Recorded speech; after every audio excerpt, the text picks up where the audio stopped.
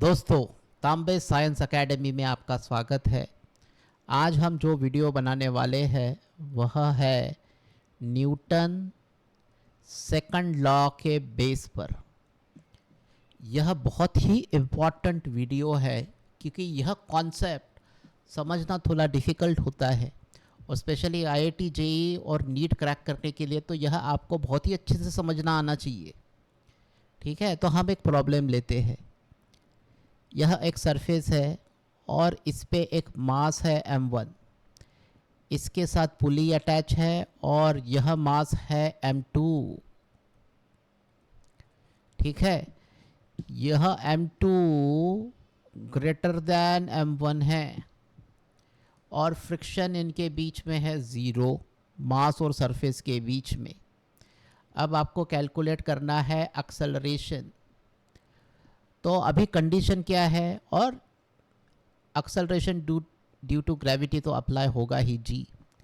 तो यहाँ कंडीशन क्या है, m2 ज़्यादा वजन वाला है तो मास किस डायरेक्शन में जाएगा, इस डायरेक्शन में जाएगा, तो एक्सेलरेशन इस डायरेक्शन में हुआ। तो सिस्टम का एक्सेलरेशन कैसा होगा, ऐसा इस डायरेक्शन में होगा। इसका मतलब है कि यह मास m1 इस डायरेक्शन में जाएगा क्योंकि m2 नीचे जा रहा है और यह स्ट्रिंग से अटैच है। तो यह प्रॉब्लम को सॉल्व कैसे किया जाता है, ठीक है।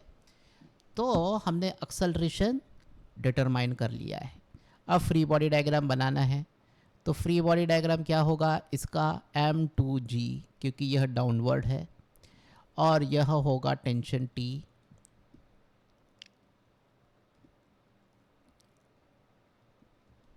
ठीक है, इसका फ्री बॉडी डायग्राम क्या होगा, मास का m1g और नॉर्मल फोर्स अप्लाई होगा n और T फोर्स अप्लाई होगा यहाँ पर। ठीक है, और फ्रिक्शनल लेस सरफेस है इसलिए अपोजिट फोर्स ज़ीरो है। ठीक है, अब इस कंडीशन में आपको इक्वेशन समेशन ऑफ Fy लेना है। Summation of Fy is equal to m into ए।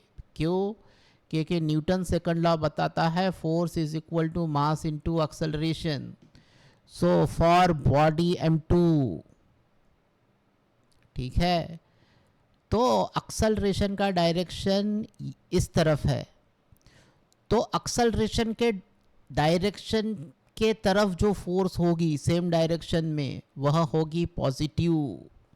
ठीक है, क्या है, एक्सेलरेशन के डायरेक्शन में जो फोर्स होगा वह होना चाहिए पॉजिटिव, और जो एक्सेलरेशन के अपोजिट डायरेक्शन में होगा वह होगा नेगेटिव। ठीक है, तो यह एक्सेलरेशन के डायरेक्शन में कौन सा फोर्स है, m2g, तो यह पॉजिटिव है।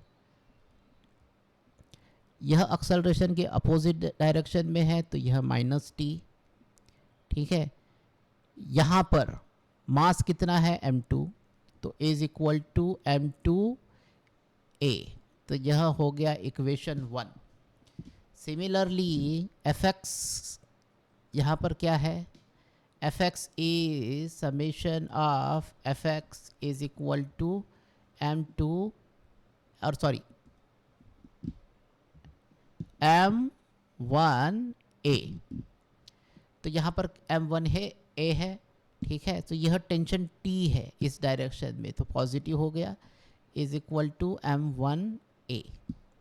ठीक है, अब यह जो summation of Fy is equal to m1a है, ठीक है, तो एक्सेलरेशन इस डायरेक्शन में ज़ीरो है, इस डायरेक्शन में, तो यह हो गया ज़ीरो।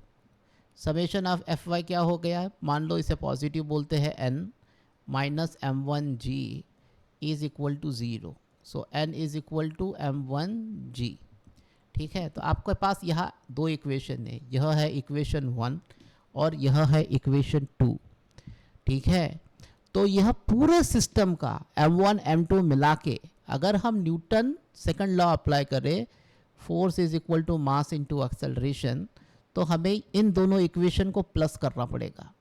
ठीक है, यह दो इक्वेशन को अगर प्लस करेंगे तो लेफ्ट हैंड साइड में क्या होगा, m2g माइनस टी इस इक्वेशन से और प्लस यह equation t is equal to m2a plus m1a।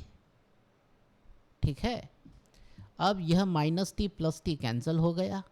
ठीक है, तो m2g is equal to a m1 plus m2।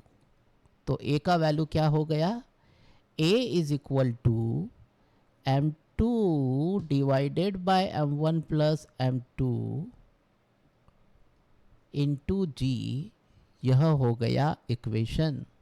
ठीक है, और इस इक्वेशन के सहारे आप एक्सेलरेशन निकाल सकते हो।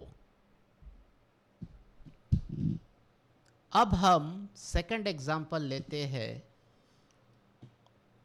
जो कि पहले एग्जांपल के जैसा ही है, लेकिन यह मास में m1 ले लेता हूँ, यह पुली है, और यह मास में m2 ले लेता हूँ।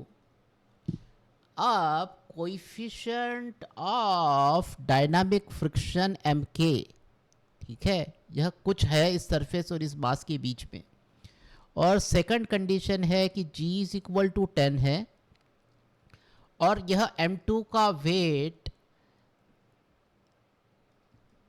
ग्रेटर देन m1 है। ठीक है, तो न्यूटन लॉ के हिसाब से हमें एक्सेलरेशन कैलकुलेट करना है इस केस में। तो भैया यह प्रॉब्लम सॉल्व करने के लिए हमें क्या करना है, पहले हमें डायरेक्शन डिटरमाइन करना है। एक्सेलरेशन का डायरेक्शन इस कंडीशन में होगा, ऐसा होगा ए। क्यों, क्योंकि यह मास हेवी है तो यह नीचे जाएगा, तो मैं छोटा सा ऐसा बना देता हूँ एक्सेलरेशन एक्सेलरेशन। अब फ्री बॉडी डायग्राम बनाते हैं। यह क्या हो गया 10m2, ठीक है, और यह टेंशन T, क्योंकि यह टेंशन ऐसा है ऐसा है ऐसा है और ऐसा है। ठीक है, अब यह फ्री बॉडी डायग्राम क्या होगा 10m1, यह हो गया टेंशन T।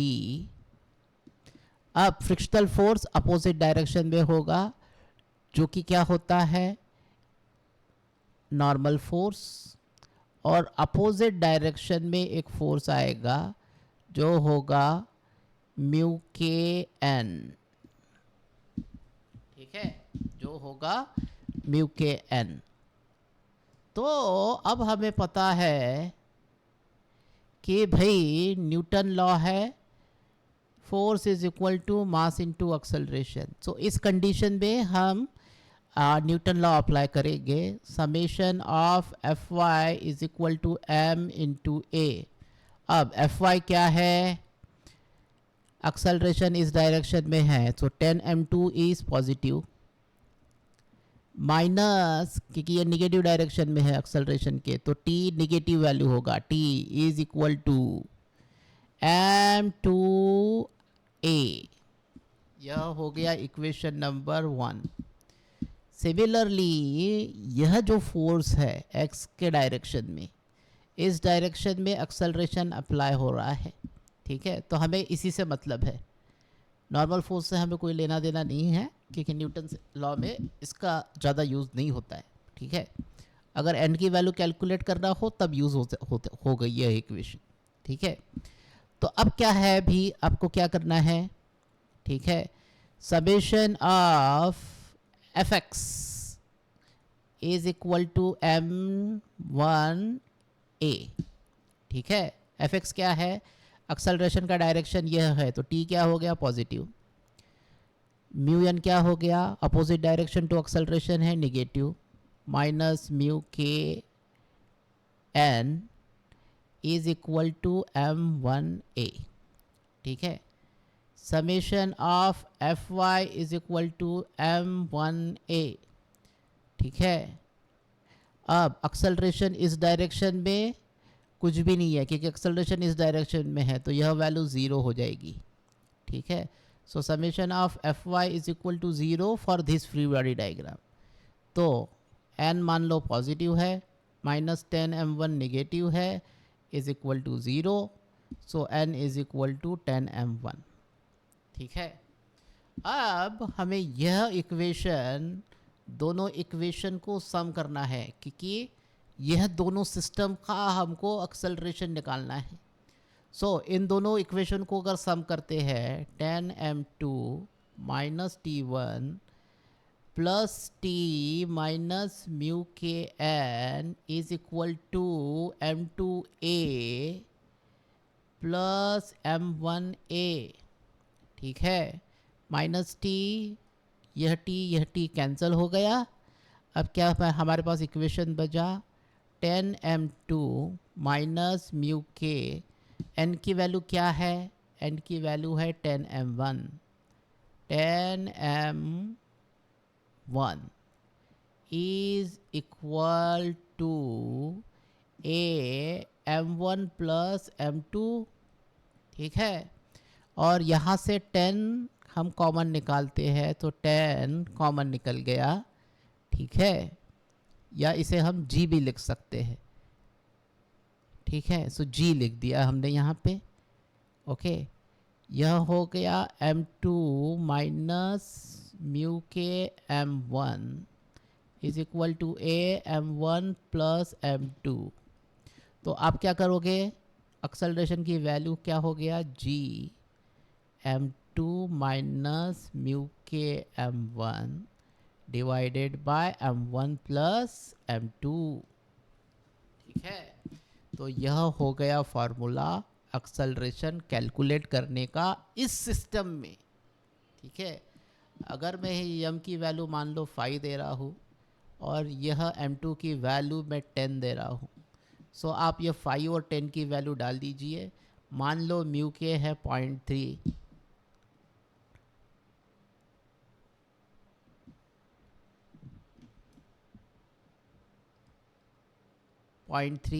तो यह म्यू के की वैल्यू 0.3 आप डाल दीजिए और जी की वैल्यू 10 डाल दीजिए, तो एक्सेलरेशन की आपको फाइनल वैल्यू भी मिल जाएगी। ठीक है, तो इस तरीके से यह प्रॉब्लम को सॉल्व किया जाता है। अब हम थर्ड एग्जांपल लेंगे और न्यूटन सेकंड लॉ का ज़्यादा डीपली समझने की कोशिश करेंगे। मान लो यह पुली है और इस पे यह मास m1 है और यह मास है m2। ठीक है, और यह मास m2 is greater than m1 है। ठीक है, तो अभी आपको एक्सेलरेशन का इक्वेशन फाइंड आउट करना है, कितना होगा। तो भाई अभी आपको क्या फाइंड आउट करना है, एक्सेलरेशन किस डायरेक्शन में होगा। तो भाई एक्सेलरेशन का डायरेक्शन यहाँ क्या है, यह मास इस डायरेक्शन में जा रहा है तो एक्सेलरेशन का डायरेक्शन इस डायरेक्शन में है। यह मास इस डायरेक्शन में जा रहा है तो एक्सेलरेशन का डायरेक्शन इस डायरेक्शन में है। अब फ्री बॉडी डायग्राम बनाइए। यह हो गया m2g और इस पे आ गया टेंशन t, एक्सेलरेशन इस डायरेक्शन में है। इसका फ्री बॉडी डायग्राम होगा m1g और टेंशन इस डायरेक्शन में है, एक्सेलरेशन इस डायरेक्शन में है। ठीक है, तो यह हो गया फ्री बॉडी डायग्राम। अब आपको क्या करना है, इक्वेशंस लिखनी है। इस बॉडी के लिए इक्वेशन हो गया summation of Fy is equal to m2a। अब एक्सेलरेशन का डायरेक्शन में यह फोर्स है m2g, तो m2g क्या हो गया, पॉजिटिव, t हो गया negative, is equal to m2a। Okay, अब इस फ्री बॉडी डायग्राम के लिए आपको क्या लिखना पड़ेगा भाई, summation of Fy is equal to m1a। अब एक्सेलरेशन इस डायरेक्शन में है और टेंशन इस डायरेक्शन में है, तो t हो गया पॉजिटिव माइनस m1g, क्योंकि यह एक्सेलरेशन के निगेटिव डायरेक्शन में है, इज इक्वल टू m1a।